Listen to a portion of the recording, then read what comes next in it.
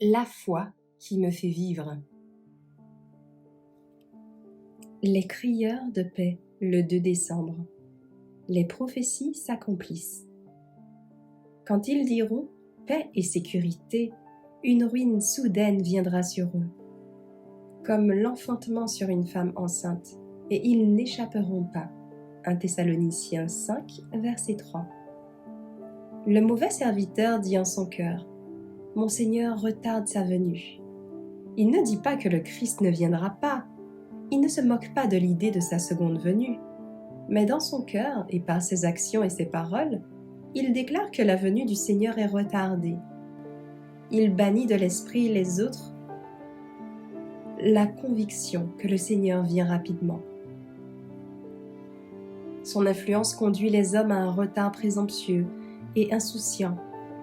Ils sont confirmés dans leur mondanité et leur stupidité. Les passions terrestres, les pensées corrompues, prennent possession de l'esprit. Le mauvais serviteur mange et boit avec les ivrognes, s'unit au monde dans la recherche du plaisir. Il frappe ses compagnons de service, accusant et condamnant ceux qui sont fidèles à leur maître.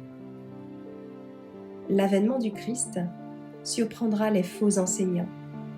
Ils disent paix et sécurité.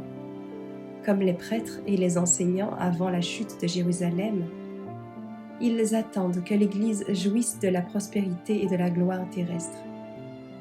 Ils interprètent les signes des temps comme une préfiguration de cela. Mais que dit la parole de l'inspiration? Une destruction soudaine vient sur eux. Les hommes repoussent de loin la venue du Seigneur. Ils se moquent des avertissements. On se vante orgueilleusement. Tout continue comme au commencement. Demain sera comme aujourd'hui et bien plus abondant. 2 Pierre 3, verset 4. Ésaïe 56, verset 12. Nous allons approfondir l'amour du plaisir. Mais le Christ dit: Voici, je viens comme un voleur. Apocalypse 16, verset 15. Au moment même où le monde demande avec mépris: Où est la promesse de sa venue? Les signes s'accomplissent. Alors qu'il crie paix et sécurité, la destruction soudaine arrive.